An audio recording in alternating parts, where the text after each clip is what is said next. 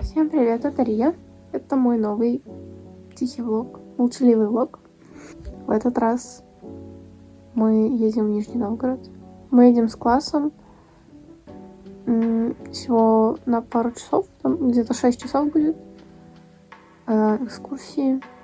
Но мы будем ехать туда сутки и обратно тоже сутки.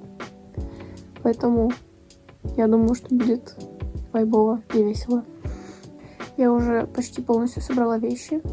Мне нужно только погладить, в чем я поеду. Что-то немножко лохматое. Сейчас я помою голову. В принципе, соберусь. И в 11 вечера поеду уже на вокзал.